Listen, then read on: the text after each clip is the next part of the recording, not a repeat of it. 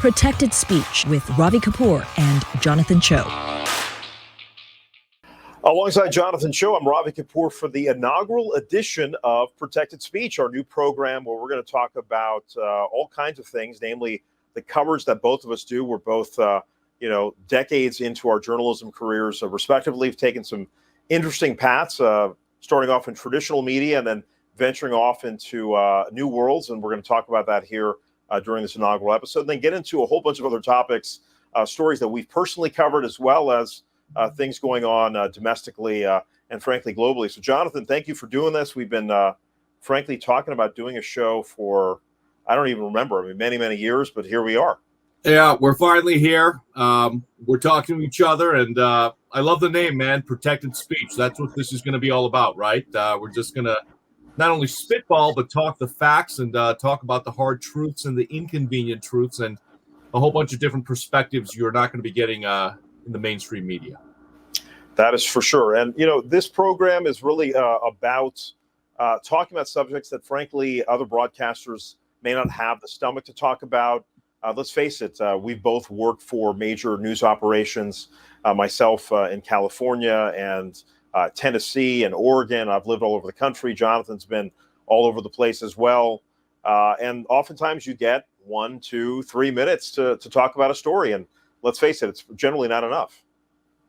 Yeah. And I guess for the next hour, we're going to be talking about a lot of topics, stories that we are currently covering, stories that are still in play right now, not only locally, but nationally and also globally. And I think that global focus on, what's happening in China and India, rest of Asia, Africa, just all over the world. I think that global perspective through our lens, through our storytelling and our discussion here, I think is something I'm really looking forward to as well. I want to get into some of the stories that we've been covering of late, and this is really, I think, where the show is going to go, is the original reporting. I think that's what makes this particular program what we hope to be is essential, because we do break stories on a regular basis, and I guess the first thing I want to discuss that I haven't told really anybody, unless you watch the network that we've built called Dia TV, is we had a chance to sit down with President Trump. Now it's been about a month,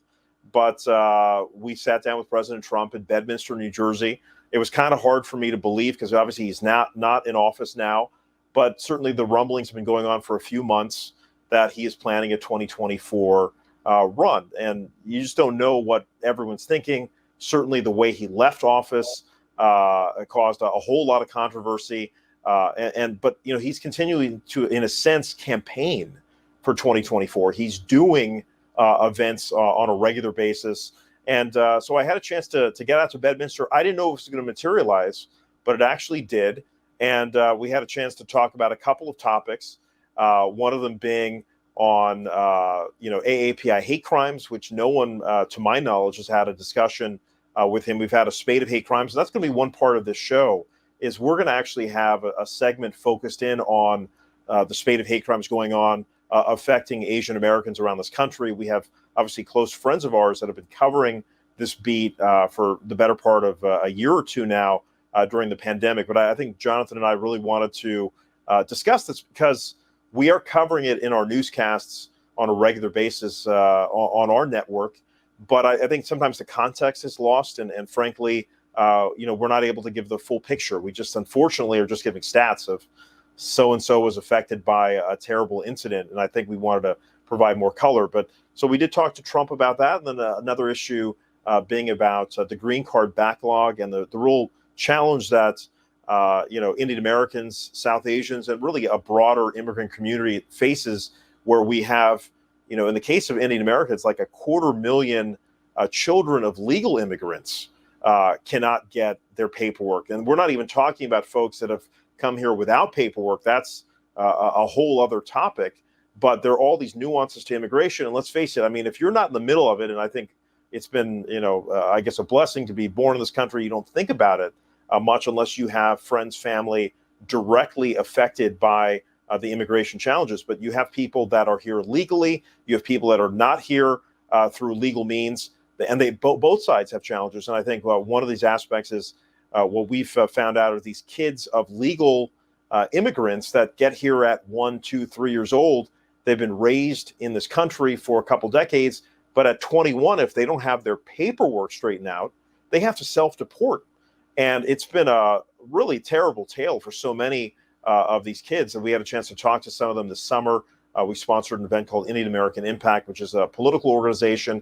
That one's a Democratic-leaning organization. But this is a bipartisan issue, and that's why I think it's really important to, again, as Jonathan likes to do, hold political leaders accountable. That's what I'm here for as well. And whether that's Democrats or Republicans, we ultimately have to hold all these folks accountable. And so that's where, we sat down at Impact and had interviews with these kids affected, talking to the officials in Washington, but having a specific conversation with President Trump about these kids in limbo with their legal status. So that was another part of our conversation. And we'll break a little bit of news here since this is our first program. I did get a chance to talk to President Trump specifically about AAPI hate crimes and also the targeting of Hindu Americans, which is kind of a subsect that doesn't get discussed much, but we have heard about different communities. Obviously, we know the plight of the Jewish community historically. We've heard obviously the impact of 9/11 on Muslim Americans in this country, but certainly other groups are not discussed as much. And Hindu Americans have been targeted recently, and I think that's one of the focuses that we've been also trying to cover, because there's all these different narratives out there that certain communities have it worse off than others. And let's face it, I think because of COVID, and I'll let you jump in here before we show the clip, Jonathan. I mean, there are certain narratives that don't get out there, and I think that's why it's important that a news organization like ours gets out there and tries to showcase as much of it as possible. Look, I've said this for years now. If the media, journalists don't cover something, it's almost like it never happened. And that's why so many Asian American, Indian American, South Asian communities have just been marginalized, because our stories and our narratives have not been covered or preserved. And it's had a trickle-down effect, especially in our public schools right now. And with this, our country continuing to change, becoming majority minority, at a certain point, this is the worst kept secret. But in mainstream media, when you hear pundits or other journalists or politicians talk about diversity, it's usually between the black and white narrative. That's diversity for the most part. That's like the lowest common denominator. But again, the fact of the matter is Asian Americans are the fastest growing minority group in America, the fastest growing minority bloc in the nation. And our stories matter. So I think when all is said and done, man, I think what we're going to hopefully do is capture these stories, cover these stories, so they're preserved for the next generation, so they can be analyzed, so they can, so people can go back and watch something again, read something again, to learn. Again, they say journalists, we're part of what? Crafting the first draft of history. So let's do that for this community, for our community. So I want to take a moment here to play this clip. We haven't shown this anywhere else. This is we kind of saved it for this moment, knowing full well that we're going to launch this particular broadcast. Yes, you can call it an exclusive. It is, because this is President Trump being asked specifically during my sit down with him about the impact of the rising tide of AAPI hate crimes and its impact. Let's take a look. And finally, Asian Americans have been hit by hate crimes recently in the last couple of years, and especially now Hindu Americans. In recent weeks, we've had women targeted in Texas, men in California, now even in the UK. Do you have thoughts about the spate of hate crimes that Asian Americans and Hindu Americans are facing? Well, I'm hearing about it, and it shouldn't happen, and we've got to stop it. Hey, so, again, listening to the former president, it was really interesting to hear him talk about how this shouldn't be happening. But as you know, many of his critics claim that he sort of fueled the rise of Asian hate, especially, during the height of the COVID-19 pandemic. Of course, you remember President Trump calling COVID-19 Kung Flu, the China virus, referenced bat soup. Of course, COVID-19, as far as we know, the entire global medical community, at the very least, acknowledging it, that the origins of the virus came out of, China, and then, of course, spread across the nation, the world. First known case in the U.S. was actually in Kirkland, Washington, just 10 minutes away from where I live right now. So we all know what happened. But what were your thoughts on President Trump directly answering that question, really, from you? Well, I mean, look, I think he said what was what needed to be said. I mean, don't forget, he is trying to appease voters at this point. I mean, going into meeting him, and this was, again, early September when we shot the interview, I didn't have any real sense that he was going to run for president specifically, but I certainly walked out of there thinking, oh, yeah, he's running in 2024. So, I mean, at this point, he's going to make the rounds like every other political leader that wants to get into office. And you're seeing that right now with the midterms. And we're going to talk about that as well. I think Trump is trying to play a role in these midterms and has. Obviously, he's holding rallies all over the country. And I think what's really interesting, and again, if you watch our coverage on a regular basis on the TV network that we run, Via TV, then you've seen us cover President Trump and his effort to target Indian Americans. But if this is a new topic to you, I'll just kind of briefly explain, because Jonathan and I have been involved in this coverage, and it goes back to even back to 2019 in the middle of his presidency. But, Trump was the first, federal candidate, first presidential candidate to have a rally targeting the Indian American community. It had never happened before. You'd have, photo ops. And I remember uncles of mine with photo ops with George H.W. Bush or Bill Clinton. They're very proudly putting up that photo that they probably paid, $1,000 for to get that photo on the mantelpiece, right? That was really common. I saw that in many communities. But this was the first time where you had 5,000 people show up in New Jersey at a specific rally for the Indian American community. And if to give some more context, it was held on literally the weekend of that Access Hollywood tape coming out, which was really the nadir of his 2016 campaign. I mean, let's face it, most of his advisors, I think maybe with the exception of Steve Bannon, told him to pull out. And Bannon was the only person who thought they could ride the storm, and certainly they did. But the community, at least the one gentleman that stuck with President Trump at that time, was this guy, Shali Kumar, who founded the Republican Hindu Coalition. And because of that, they are still friends, and they didn't have as much of an alliance in 2020 because there were other advisors in the mix thinking they should have a different approach. But in 2016, Shali went to different Hindu temples around the country, specifically in swing states, and convinced a great many of them to switch their vote for Trump. And that was, according to the data that the RHC has provided us, enough margin for Trump to get over the hump. I mean, don't forget, both of these races in 2016 and 2020 were decided on the margins. 10 or 20,000 votes here or there in a swing state, brings all those electoral college votes to one of those candidates. And so this is what they're banking on, I believe, in 2024. And this is why President Trump is already doing a full court press, doing these rallies around the country that obviously certain partisan networks are out there showcasing on a regular basis.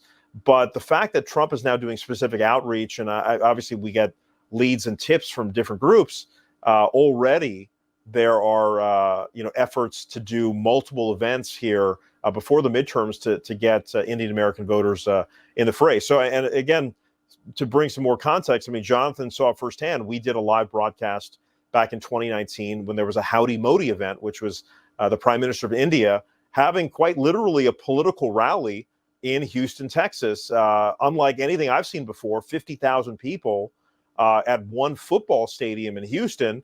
And Jonathan was there with us to help cover that thing. And it was quite a spectacle with President Trump, a sitting president, with the sitting Prime Minister of India, having this very transparent political rally in Houston for all to see. So, look, here's what I want to know, and I guess we'll have to wait and see. But once again, despite all the accomplishments of Asian Americans, as I mentioned, fastest growing minority group in America, fastest growing voting bloc, minority voting bloc in America, do you feel like the Asian American vote will finally matter? Because by all accounts right now, you hear murmurs here and there of, Republicans, trying to somehow galvanize, in a very specific community, the Asian American community, and say, come along to our side. Frankly, the Democrats and the Republicans have done such a poor job taking for granted this important community, this voting bloc. Do you feel like this year it's going to be any different, or are we going to see the same? Frankly, I think I see similar approaches. I think in 2020, the GOP took a more traditional approach to AAPI communities, and I think that got a lot of criticism from some of the advisors that talk to me and say, what does that mean? Just like not doing anything and well, just it's kind of like they're not going to vote Republican or assuming they're going to vote Democrat, because traditionally Asian Americans have, but that's changing. Right. I think what I heard again, 2016, Trump did specific outreach to Indian Americans and Hindu Americans. In 2020, they didn't have that same kind of targeted approach, and so AAPI communities were just kind of okay. Maybe we have a Korean guy, we have a Chinese person, we have an Indian person, whatever it was. But there was no specific Indian event that I recall. And I talked to the kind of Trump advisors there. And so, it was just different. And I think this is why I think I see Shali Kumar from the Republican Hindu Coalition getting back, working more closely with President Trump. And so I think we're going to see, I'm just kind of tipping folks off, I think here towards the end of 2022, the next 2 years, we're going to be in full campaign mode for 2024. And President Trump is making a specific effort to reach, Indian Americans and really Hindu Americans. And we'll see. I don't know if that outreach is the same for the Chinese community, the Vietnamese community. Obviously, China is not at the same level as it was pre-2020. I mean, I listened to the Ohio Senate debate between Congressman Ryan and J.D. Vance. And I mean, both candidates were bashing China openly to an Ohio audience. So I didn't hear many Democrats bash China too openly 2 to 3 years ago, but you're hearing it now. I mean, I deal with the FCC a lot, and I see both Chairman Ajit Pai, who is a Republican, and the chairwoman now, Jessica Rosenworcel, both saying, hey, we cannot subsidize Chinese technology for FCC appropriated equipment. And so this is a sea change. It was a free-for-all 5 years ago, and that's really changed. So we'll see how this thing impacts. I mean, I think it's too early to say, but if you're ignoring the Asian American community in 2024, you're making a huge mistake. I mean, that's for sure. And we've done a lot of political coverage running up to the midterms, which I think we're going to talk about next. Is there are, I think, both major political parties are now starting to make specific outreach, and Trump did that in 2016, forced the Democrats to do something in 2020, which they did. They had a specific virtual event hosted by now Vice President Kamala Harris, and we have some of these things in the archives. If you check out the Dia TV YouTube channel, we have all this content that came out in 2020, but it was different because of COVID. Everything was virtual. We didn't go to a physical RNC or a physical DNC. And so we'll see what 2024 is like. I would imagine we're going to be back in person, and that kind of thing is going to change the dynamic in a couple of years from now. So yeah, and I think what we're going to start to see more of, and it's already begun, is the fact that each party, Democrat or Republicans, they're not going to see us all as a monolith anymore, right? The Chinese aren't the same as the Japanese aren't the same as the Koreans aren't the same as the Vietnamese, and the Indians aren't the same as the Pakistanis and the Sri Lankans, and so on and so forth. So what you're going to start to see, I feel like, and we're already seeing, is that the Indian American, the Hindu American voting bloc has really started to take center stage and has emerged. I mean, look, we know all the statistics, right? Indian Americans, the most educated, college educated, the most affluent, Asian American group. So I think it's really interesting what's going to happen now. But that also shows you not only the maturity and the immigration patterns in America among Asian Americans. What you're starting to see is also now this identity crisis. And I think what's going to be really interesting is for Republicans and Democrats is they're going to have to start figuring out how to cater to these specific groups. And I think that's a good thing, because they're no longer hopefully going to take Asian Americans and now Indian Americans and South Asians for granted. They're not going to see us as all the same, because now the folks in those communities are refusing to be put underneath that same umbrella. What are your thoughts on that? Because I know there's a lot of Desi pride in the communities as well. And from a political standpoint, I know a lot of Indian Americans who say, I'm not the same as a Chinese American. I'm not the same as a Japanese American. In fact, they don't even want to be called Asian Americans, let alone South Asians, right? Who came up with these phrases and terms anyways, right? Right. I mean, let's face it, there's a lot of stuff from the past that have been kind of pushed on minority communities. But I will say this. So I live in a majority Asian American county, which is absurd to think about, considering when we were both growing up, we were distinct minorities, right? Maybe the only Korean American in your case. I was certainly one of the only Indian Americans, and in my case, at the schools that I went to. And we heard every single racist name under the sun, I'm sure. Yeah, and we can every share that stereotype.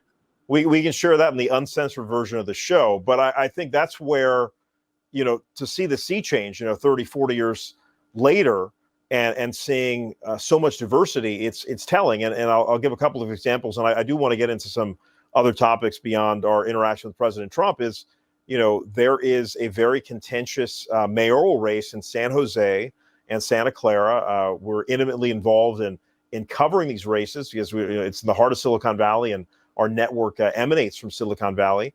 And the San Jose mayoral candidates, both of them are making like specific outreach to the Vietnamese community, which is a community I cover quite heavily because on the television station that we operate in the Bay Area, there's a very powerful Vietnamese channel, and there's 350,000 Vietnamese in the South Bay. Many of them reside in San Jose proper, and so in all likelihood, there will be it's being negotiated right now, a debate specifically targeting the Vietnamese community. I mean, this was unheard of 10 years ago, right? But you think about now the base of the Vietnamese community, the Chinese community in the Bay Area has 1 million people. The Indian community has roughly 500,000 in the Bay Area. So you're going to see these subgroups, and that's going to trickle down to the local level. So that if you're ignoring minority groups on the local level, you're going to get burned. Certainly statewide, we saw a lot of outreach. I know the state of California, they've been doing a lot of stuff towards reaching AAPI communities. And in part, we're going to discuss this later. Part of the reason the show came about is thanks to support from the state of California, because they're seeing the inequity and the lack of dollars expended towards what is a very large community that's been marginalized for a long time. So we're going to see more specific outreach all over the place. And certainly, I think both political parties are jumping into it. And then historically, the Democrats, going to the DNC, you see this like unbelievable diversity. You don't quite see that at the RNC, at least the 2016 edition that I saw. But I think certainly you're going to have more and more outreach. And I think both parties need to do that. And it actually leads me to what I wanted to discuss with you next, Jonathan, is, I had a chance to talk to Senator Joe Manchin, who has become like, certainly I would say maybe a top 5 political leader in Washington. I mean, outside of, say, Pelosi and McConnell and certainly the president and the vice president, Senator Joe Manchin has a lot of juice in Washington. It's because, in many respects, he's kind of the swing vote, in a 50-50 Senate that, he votes with the Democrats.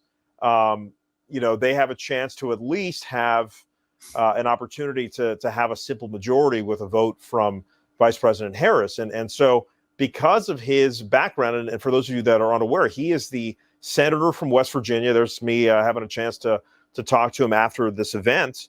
And this event was a 75th anniversary celebration of India, post partition and post independence, there as a free nation.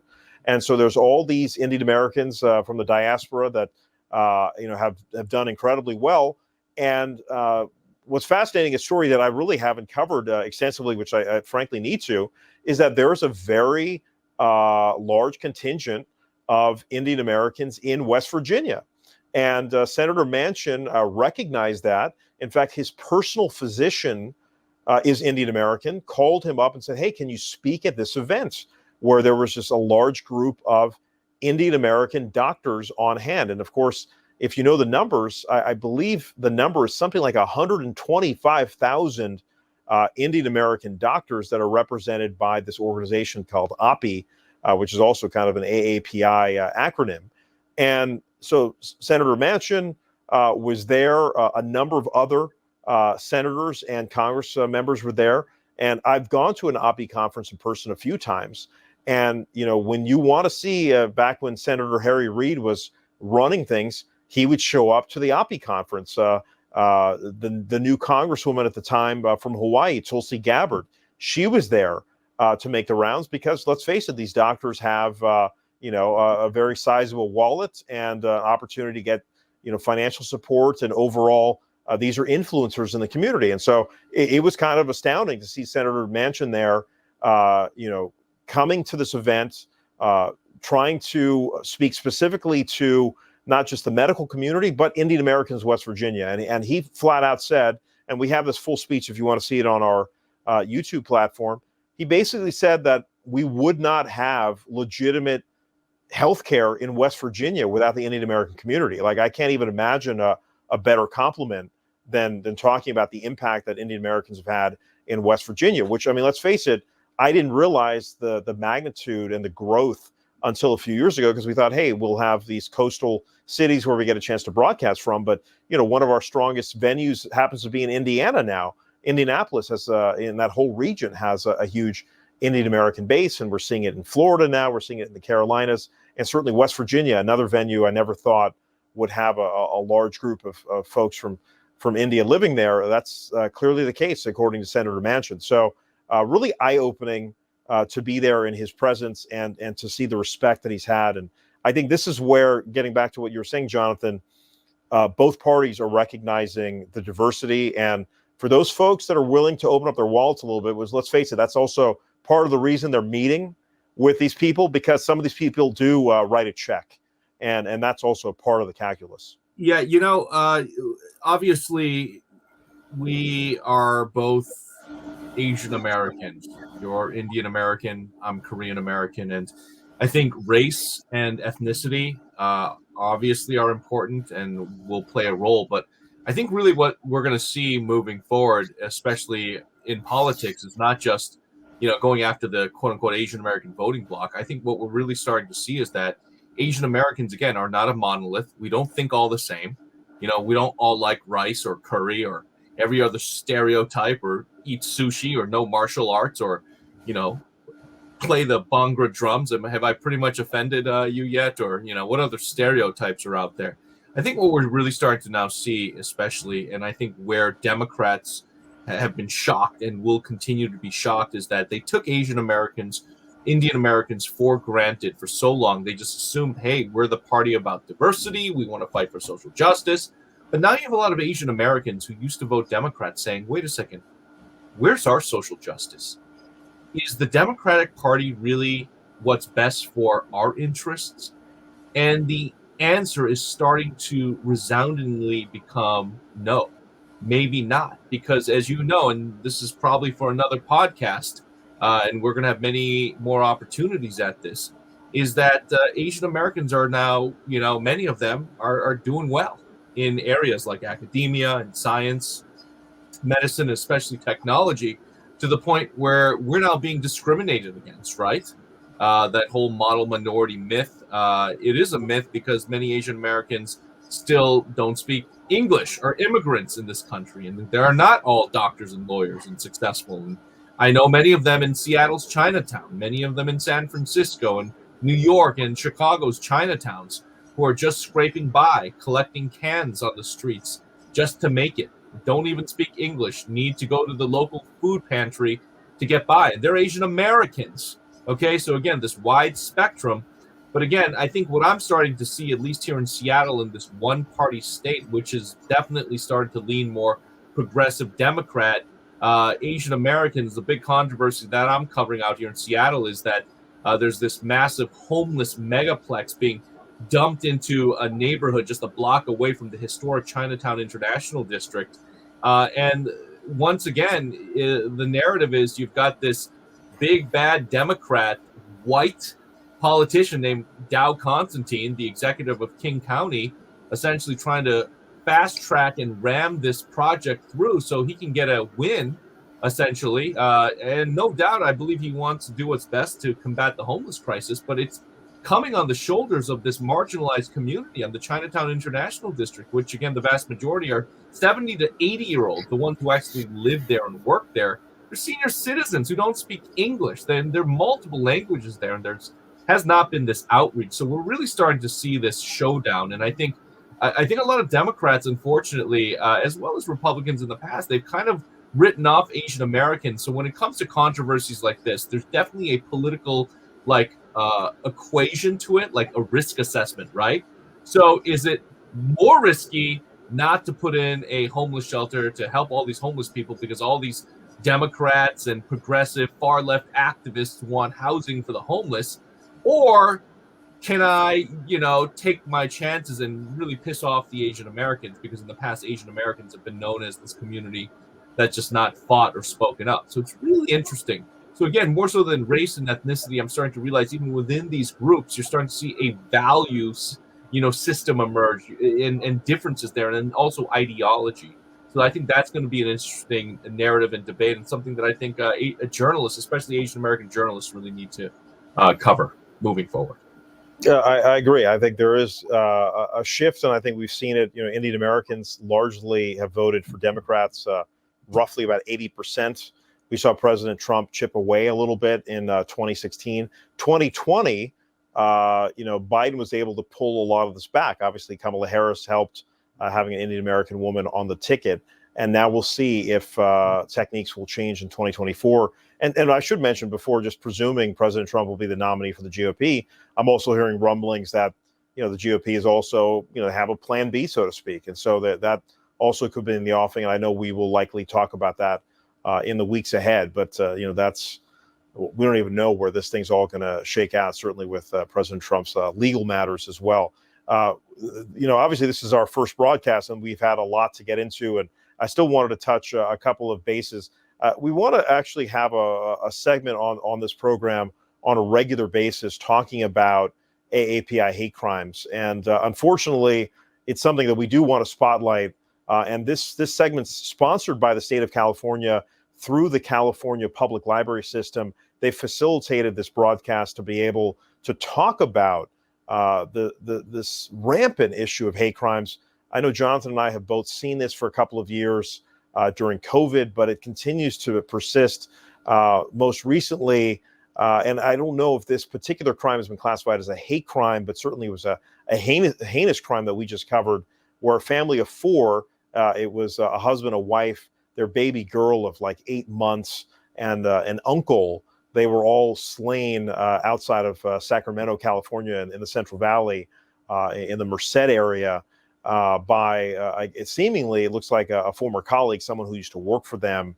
And these kind of stories, which, let's face it, you didn't really hear about too much in the past. Now, because the community's gotten so large, we are hearing more and more about these incidents. And obviously, in the last couple of months, we've covered some really unbelievable situations where we had a man, hurling all kinds of epithets, specifically at a Hindu American man. This man appears to be of Sikh heritage, and he was ranting and raving at a Taco Bell in Fremont, California, and he got charged with a hate crime for this rant, which went viral on the internet. And a Hindu American man was just standing there at a Taco Bell, just taking this abuse. And then we had 4 Indian American women in Plano, Texas, getting yelled at by a Mexican American woman in Texas. So it's been pretty wild of late, and this seems to happen virtually every week, if not every few days, Jonathan.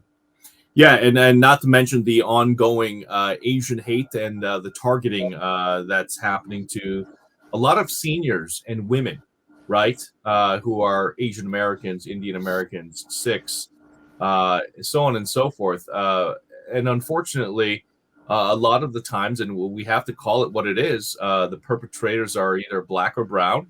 The video don't lie, and that dynamic needs to be addressed. And unfortunately, the mainstream media has just not done a fair and accurate job of, again, not just talking about that dynamic, but just overall, even covering these stories right now.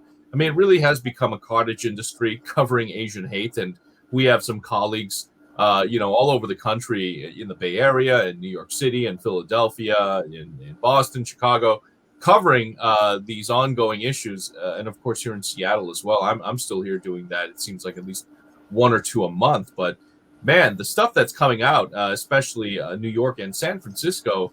At the same time, what's really been heartening and a positive is we saw the power of the Asian American voting bloc.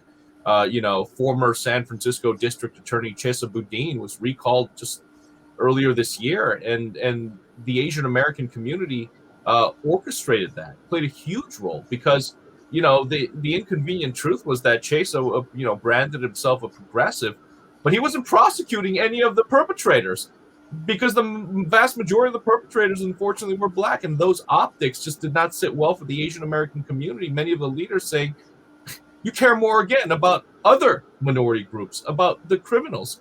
Where's our social justice? So again, we saw what happened, and I think a message was sent to other elected officials and DAs and people in the criminal justice system. No doubt there needs to be reform, but look, you can't do it at the expense of Asian American seniors and women who are getting beat up just because of what they look like, and because of this Asian hate culture that unfortunately I think is here to stay. Well, I mean, this particular inaugural broadcast is one where we wanted to, just get folks to know us a little bit, some of the stuff that we cover, and certainly keeping an eye on these hate crimes is going to be part of our beat.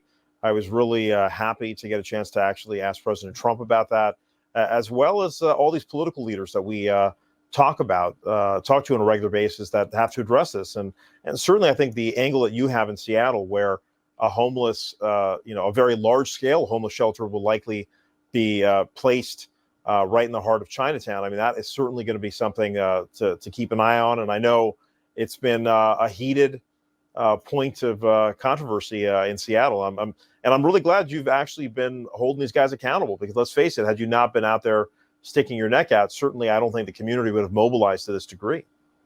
Yeah, and for those of you not watching Seattle local media, I mean, it's fractured. It is. I'm watching the beginning of the end, it feels like, in the beginning, unfortunately. And I didn't want to be the only one. I was asking my colleagues behind the scenes, why aren't you guys covering this, Chinatown International District, controversy with this homeless mega shelter? And they're like, look, we just don't have the resources. Look, my managers just right now don't care. They don't think it's a big deal.